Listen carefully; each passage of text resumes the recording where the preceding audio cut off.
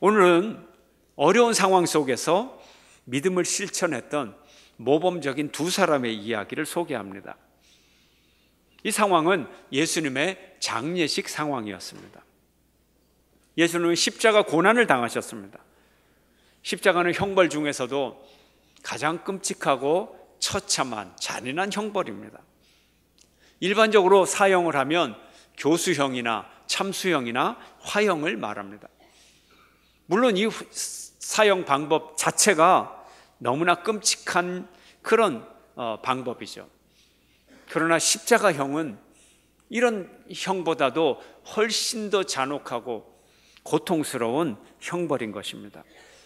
십자가에 달린 죄수가 짧은 시간에 쇼크로 금방 죽어야 되는데 죽지를 않고 오랜 시간 동안 그 고통을 다 느껴야 하는 그런 형벌이고, 또 그 모습을 바라보는 다른 사람들에게도 끔찍한 고통을 안겨주는 그런 처참한 형벌인 것입니다. 이런 고통을 예수님이 당하셨습니다. 그리고 예수님이 못 박히신 날이 안식일 준비일입니다. 안식일 준비일이 어떤 날이냐? 요즘으로 따지면 금요일입니다. 안식일은 무슨 요일이죠? 토요일입니다. 그런데 이 안식일이 언제 시작되느냐? 오늘날 우리 시간 개념은 밤 자정에 시작되든지 일상적인 생활로 따지면 다음 날 새벽부터 그날이 시작되는 걸로 그렇게 우리가 생각을 하죠. 그런데 유대인들은 특이합니다. 다음 날 안식일이 언제 시작되느냐? 전날 저녁 6시부터 시작이 됩니다. 그러므로 안식일 토요일이 금요일, 지금으로 따지면 금요일 저녁 6시부터 안식일이 시작이 되는 거죠. 예수님이 언제 십자가에 못 박히셨습니까? 안식일 전날, 안식일 준비일, 오늘날로 금요일, 밤새도록 불법 신문을 당하시고 새벽에 빌라도에게 고통을 당하시고 9시에 십자가에 못 박히시고 12시부터 세상이 어두워지고 예수님이 3시에 돌아가셨습니다. 이제 예수님은 두 강도와 함께 십자가에 못 박혔는데 오후 3시가 되었는데 두 강도가 자꾸 살아있어요. 움직여요. 말도 해요. 예수님은 움직이지 않지만 살아계셨는지 돌아가셨는지 알 수가 없습니다. 이때 유대인들의 마음이 급해집니다. 신명기 율법에 의하면 죄인들의 나무에 매달린 죄인들의 시체를 밤새도록 두지 말라는 거예요. 밤이 오기 전에 빨리 치우고 장례를 지내야 된다는 거죠. 그런데 오후 3시가 되었는데 유대인들이 보니까 아직 죄수들이 살아있어요.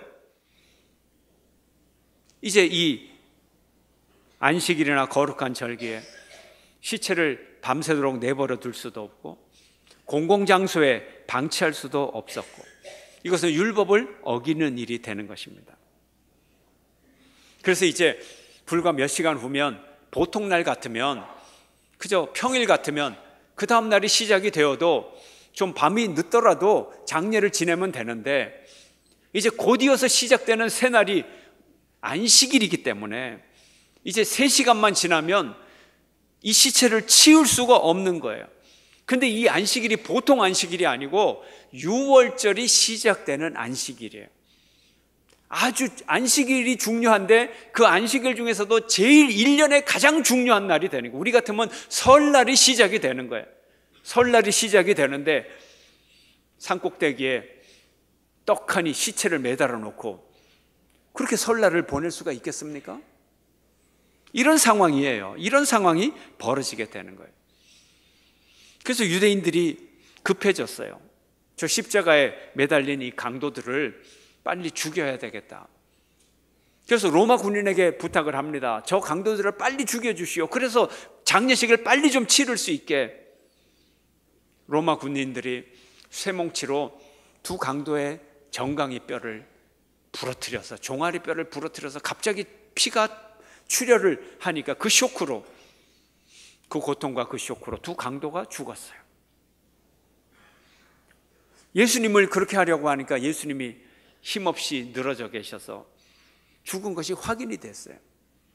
그래도 이 로마 군병들은 그것을 그냥 내버려 두지 않고 예수님의 옆구리에 창을 푹 찔러서 그 창끝이 심장에까지 박히도록 잔인하게 꾹 밀어 넣어서 예수님이 확실하게 돌아가신 것이 증명이 되었습니다. 그렇지만 이 사건은 우연이 아니고 하나님의 예언의 말씀을 이루기 위한 사건이었습니다. 출애굽시에 유월절 어린 양을 먹을 때 뼈를 꺾지 말고 먹으라 그랬어요. 예수님은 우리의 죄를 사하는 유월절 어린 양이기 때문에 당신의 뼈가 꺾이지 않았습니다. 병사들이 예수님의 옆구리를 창으로 찌를 때 물과 피가 쏟아졌습니다. 그 물과 피는 우리를 살리기 위한 예수님의 생명의 물이요, 우리를 살리기 위한, 우리의 죄를 사하시기 위한 예수님의 구속의 피였던 것입니다. 이것이 바로 역사적 사실이면서 예언을 성취하는 사건이었습니다. 이렇게 중요한 시간에 아리마대 요셉이라고 하는 사람이 등장합니다. 그가 어떤 사람인가요? 38절 아리마대 요셉을 소개합니다. 다 함께. 아리마대 사람 요셉은 예수의 제자이나 유대인이 두려워 그것을 숨기더니 2일 후에 빌라도에게 예수의 시체를 가져가기를 구하며 빌라도가 허락하는지라 이에 가서 예수의 시체를 가져가니라. 이 요셉 아리마대 사람이었어요. 그리고 그는 예수님의 제자였고 예수님의 친구였어요. 그러나 이것을 드러내놓지는 않았어요. 비밀로 숨겼어요. 왜요? 유대인들이 두렵기 때문에. 왜 아리마대 요셉이 예수님의 제자인 그것이 알려지는 것이 두려웠을까요? 그는 자신의 평판과 명예와 또 자신의 권력에 손해가 될까 봐 예수의 제자라는 것을 숨겼습니다. 원래 가진 것이 많은 사람일수록 상실의 두려움에 처하게 되는 것이죠. 그렇습니다. 아리마대 요셉은 많은 것을 가진 사람이었어요. 당시 최고의 부자였고 당시 최고의 권력자인 산헤드린 공회의 회원이었습니다. 유대 전체의 71명의 지도자에게 입법, 사법, 행정 모든 권세를 위임해서 주었던 기관, 이것이 산헤드린 공회였어요. 지금으로 치면 국회와 또 사법부와 행정부의 모든 권력을 가진 71명 중에 한 명이었다는 것이죠. 이런 사람이었어요. 그리고 그는 이 공회에서 예수님을 죽이기로 결정할 때 반대표를 던졌던, 끝까지 반대를 했던 그런 사람이었습니다. 정의의 사람이었습니다. 자기에게 불이익이 올 줄 알면서도 끝까지 옳은 길을 걸어간 사람이었습니다. 그러나 완전히 드러내놓고 예수의 제자임을 공포하지는 않았어요. 이제 유대인들을 두려워해서 두려워했던 아리마대 요셉은 더 이상 두려워서 숨기지 않고 자기의 신앙을 공개적으로 고백을 했던 것입니다. 공개적으로 표현했던 것입니다. 어떻게 해요? 아까 읽은 본문처럼 빌라도 총독을 향하여 그 예수의 시체를 나에게 주시오, 내가 장례를 치르겠소. 어마어마한 사건을 그가 책임지게 되었던 것입니다. 이제 자기의 높은 신분을 이용해서 예수의 시체를 빌라도에게 부탁을 했고, 자기가 장만한 새로운 무덤에, 자기의 무덤에 이 예수를 장사 지냈습니다. 한번 읽어볼까요? 오늘 본문 41절 말씀입니다. 함께. 예수께서 십자가에 못 박히신 곳에 동산이 있고 그 동산 안에 아직 사람을 장사한 일이 없는 새 무덤이 있는지라. 예수님의 십자가에 못 박힌 그 바로 옆에 동산이 있다는 거예요. 이 동산이 뭐냐 하면 공동묘지를 얘기합니다. 그런데 이 공동묘지 안에 사람이 장사한 일이 없는 새로 판 무덤이 있다는 거예요. 이 무덤이 누구 거냐? 이 무덤이 아리마대 요셉의 소유였던 것입니다. 바로 그 무덤에 예수를 장사하게 됩니다. 죄 없으신 예수님이 죄인처럼 되어서 죄인의 죽음을 죽으셨고, 그것도 십자가에 벌거벗긴 몸으로 죽으셔서 가장 큰 수치를 당하셨습니다. 이제 제자들은 다 도망쳐버리고 제자들이 다시 나타나서 시체를 요구해야만 제대로 장례를 치를 수가 있어요. 예수님의 가족이 그 시체를 요구해야만 제대로 된 장례를 치를 수가 있습니다. 그러나 예수님의 제자들은 도망가고 그 가족들은 시체를 요구할 만한 힘이 없었어요. 이제 자칫 머뭇거리다가는 이제 강도들처럼 예수님도 같이 장사 지내게 됩니다. 그러면 어떤 장례를 치르게 되죠? 마치 그 시신을 폐기물 처리하듯이. 시신은 원래 폐기물이거든요. 예수님의 그 거룩한 시신이, 죄도 없으신 분이 죄인처럼 되셨고 십자가에 돌아가신 것도 너무나 수치스럽고 너무나 모욕적인데, 이제는 강도처럼, 그냥 쓰레기처럼 예수의 시신이 그냥 버려진다. 이런 상황에 처하게 되었던 것입니다. 이제 시간이 얼마 남지 않았어요. 42절은 이렇게 말합니다. 다 함께 읽습니다. 이날은 유대인의 준비일이요 또 무덤이 가까운 거로 예수를 거기 두니라. 이 짧은 한 문장이지만 이 아리마대 요셉이 한 일이 얼마나 긴급하고 얼마나 중요한 일인지를 우리에게 가르쳐주고 있어요. 이날은 유대인의 유월절이다. 이제 한두 시간만 지나면 이제 머뭇거릴 시간이 없어. 빨리 그 안에 장례를 치러야 돼. 그런데 자기의 새로운 무덤이 가까운 거로 선뜻 자기의 무덤을 내놨다는 거예요. 예수를 거기 두었다는 거예요. 마지막까지 수치를 당할 뻔한 그 예수님, 긴박한 상황에서 아리마대 요셉이 큰일을 감당했어요. 이것도 우연이 아니에요. 구약의 예언을 이루기 위한 행동이었던 것입니다. 이사야서 53장 9절은 이렇게 말합니다. 다 함께. 그는 강포를 행치 아니하였고 그 입에 괴사가 없었으나 그 무덤이 악인과 함께 되었으며 그 묘실이 부자와 함께 되었도다. 그 무덤이 악인과 함께 될 수 있는 그 상황에서 아주 큰 부자 아리마대 요셉이 마련한 그 새로운 무덤, 부자의 무덤에 예수님이 묻히게 되었던 것입니다.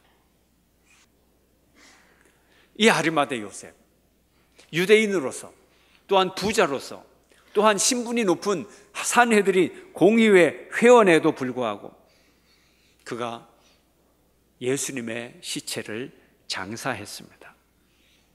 이 용기가 어디서 나왔을까요?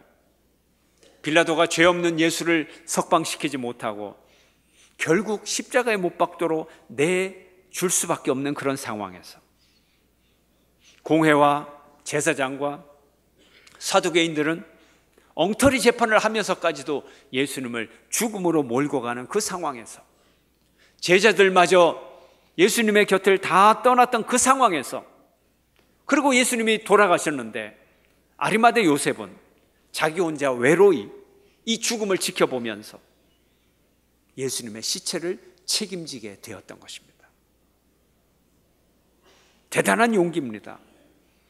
그의 사회적 명성이 다 사라지는 순간입니다.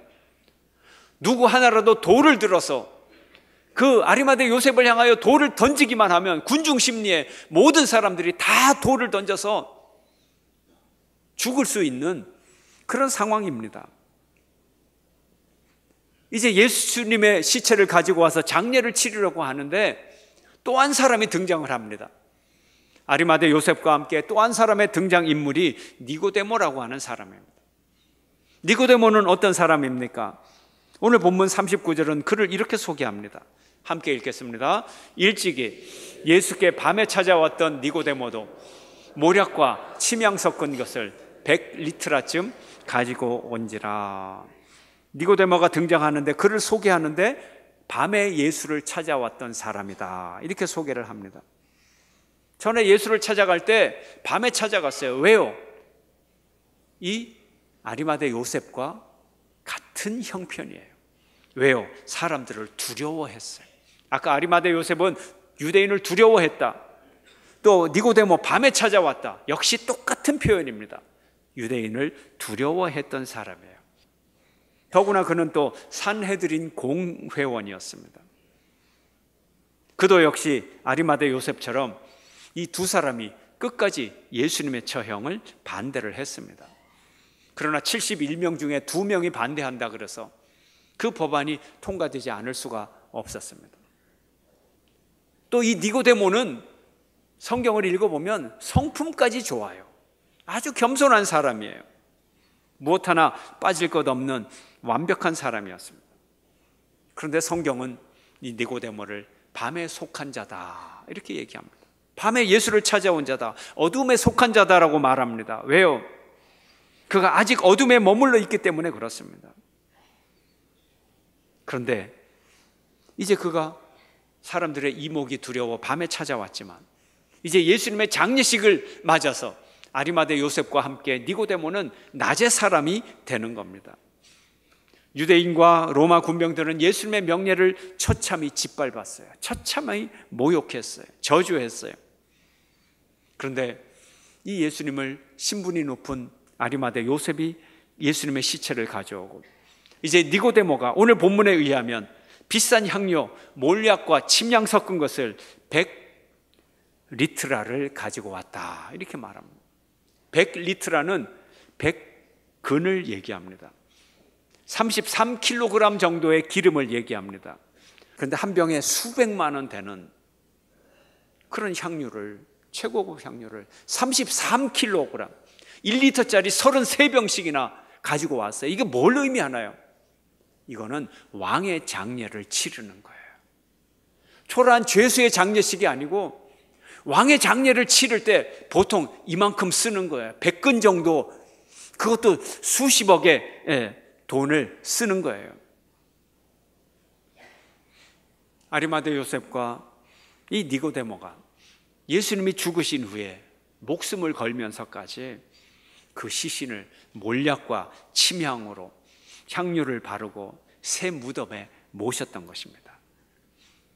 아리마대 요셉과 니고데모가 아니었으면, 당시의 관습을 따른다면 예수님은 쓰레기 더미에 버려질 뻔했어요.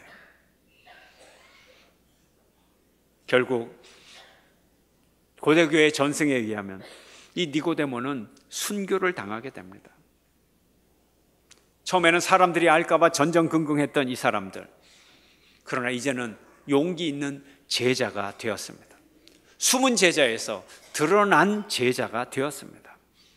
진실된 믿음은 위기의 순간에 나타나게 되는 거예요. 이들에게 기득권의 상실이 두렵지 않았어요. 그들에게 있던 가문, 재산, 평판, 권세가 중요하지 않았어요. 십자가를 보면서 이분이 구세주다라는 것을 깨닫고는 이들은 밤의 사람에서 빛의 사람, 낮의 사람으로 변화되었던 것입니다. 이 두 사람을 가르쳐서 저는 일상의 사도다 이렇게 별명을 붙였어요. 생활 속 믿음의 실천자다 이렇게 별명을 붙였어요. 왜요? 이 사람들은 자기의 삶의 자리에서 믿음을 따라 살았기 때문에 그렇습니다.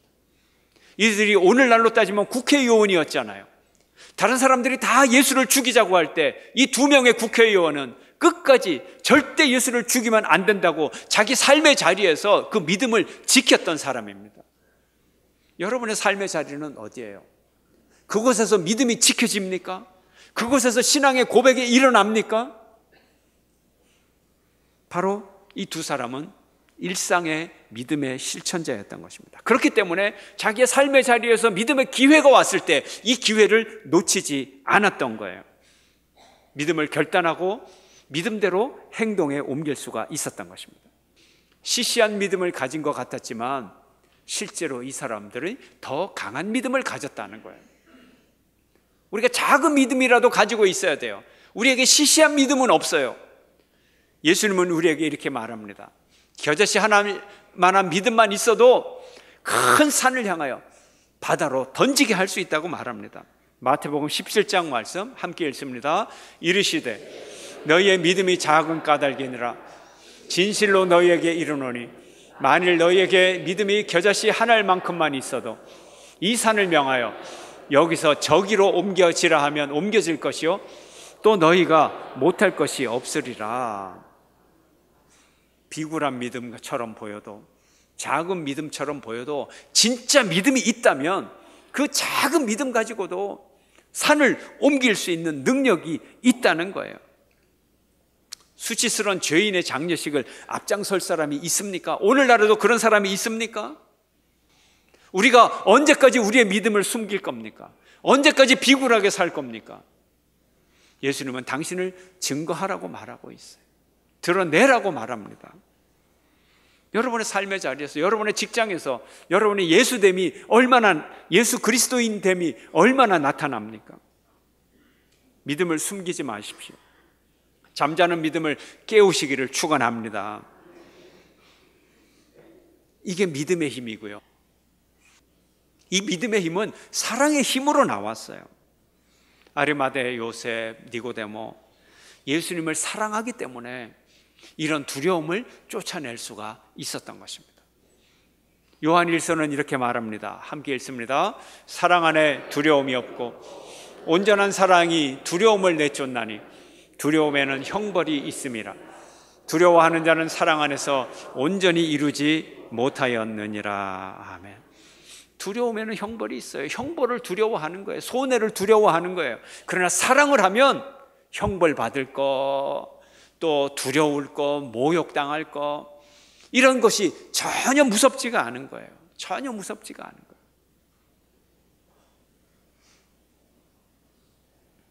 사랑이 무엇입니까, 여러분? 사랑이 뭐예요, 도대체? 이 니고데모의 사랑이 뭐예요? 이 요셉의 사랑이, 예수를 향한 사랑이 실체가 뭡니까, 여러분? 사랑이 별거 아니라 말이에요. 예수를 향한 사랑이 진짜 별거 아니라 말이에요. 우리는 예수님을 믿어도 내가 깨끗해지려고, 내가 구원받으려고, 내가 천국 가려고, 내가 영원히 지옥에 징벌받지 않으려고, 내가 구원받으려고, 내가 치유받으려고, 내가 회복받으려고, 내가 재물의 은혜를 받으려고, 우리 자식이 잘 되는 축복을 받으려고, 또 받고 그렇게 예수님을 믿어요. 그러나 아리마대 요셉과 니고데모는 예수님을 사랑해서 받고 주고가 아니라 그 예수님이 너무 불쌍해서 예수님을 사랑하기 때문에 예수님께 나왔던 것입니다. 너무 안타까워서 예수님께 나왔어요. 가만히 있을 수가 없어서 예수님의 장례를 치렀어요.